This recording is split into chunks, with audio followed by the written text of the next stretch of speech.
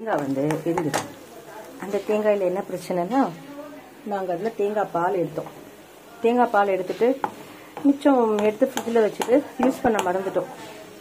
சரி, அது எதுக்காவது யூஸ் பண்ணலாமா அப்படின்னு பார்த்தா எதுக்குமே யூஸ் பண்ணுறதுக்கு யாருக்கும் மனசு வரல. ஸோ அந்த தேங்காய் பால் ஃப்ரிட்ஜில் வச்சுருந்தாங்க. அது மேலே வந்து வெண்ணெய் மாதிரி வந்து திரண்டு வரும். அதை மட்டும் தண்ணி இல்லாமல் எடுத்து இந்த மாதிரி வந்து வடைச்சட்டியில் போட்டு நல்லா ஆயில் அதை ஹீட் பண்ணிங்கன்னா உங்களுக்கு தேங்காய் எண்ணெய் இப்படி பிரிஞ்சு வரும். ஆர்கானிக்கான எண்ணெய். இருங்க, நான் ஃபுல்லாக எடுத்து முடிச்சதுக்கப்புறம் எண்ணெயோட அளவு காமிக்கிறேன். இது வந்து சுமார் ஒரு தேங்காயோட கலவைங்க. இது ஃபுல்லாகவே கரும்னு கரிஞ்சிடும். ரொம்ப கருவிடாமல் முடிஞ்ச அளவுக்கு இது ஃப்ரை பண்ணிவிட்டு அந்த ஃப்ரைடில் வந்து உங்களுக்கு ஆயில் வந்து செக்ரிகேட் ஆகுங்க.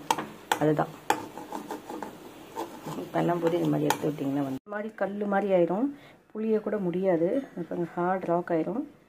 அதுக்கப்புறம் வடிகட்டி எடுத்து பார்த்தா இவ்வளோ எண்ணெய் கிடச்சிருக்கு.